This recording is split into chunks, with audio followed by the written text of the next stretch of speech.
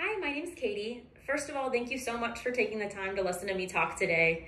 I'm going to be talking about something that should be pretty relevant to all of us, since I don't know about you all, but I know I really love to eat.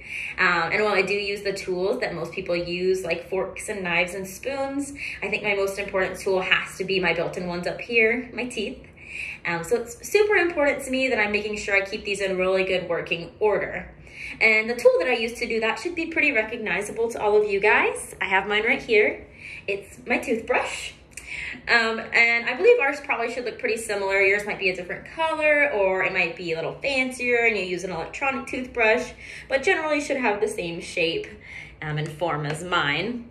Now, our first toothbrushes in history did not look like this, as you might imagine. So they've actually found evidence of toothbrushes as far back as 5,000 years ago in tombs in ancient Egypt. So there are what they call chew sticks that they found in tombs from 3500 BC. And chew sticks are almost exactly what they sound like. So it was a stick that was fraying on one end that they used for the scrubbing, and then sharpened on the other end that was like a toothpick. So it was like a 2-for-1 tool that they had. And they functioned as the main kind of toothbrush for a really long time, until about 2,000 years later when the Chinese adapted it to be made out of aromatic twigs so that their breaths were fresh after they brushed them, which I'm sure their friends appreciated, as I know my friends appreciate when I have a really fresh breath now, right?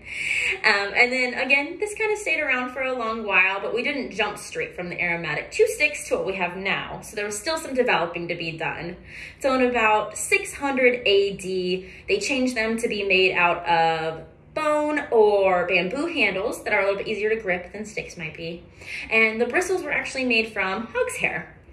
And then this stayed again pretty similar until about the 16th or 17th century when it came over to Europe and they were using horse hair, which is really funny for us to imagine using wild animal hair as what we brush our teeth with.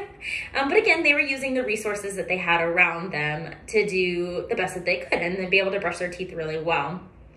And we used these animal bristles until about 1938 when we finally developed nylon and we could make our nice nylon bristles that we have today. And we were able to format these a little bit more to be shorter or softer or arranged in different rows so that we could get the most effective toothbrush out of them. And our toothbrushes have stayed roughly the same since 1938. And we haven't had a lot of changes except for, like I mentioned, the electronic toothbrushes. But pretty similar to what they are.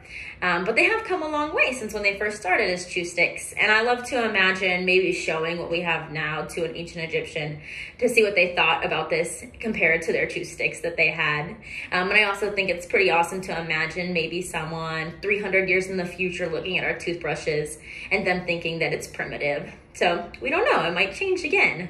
But as for now, I'm very thankful for the toothbrushes that we do have, as they allow me to keep these in really good working order.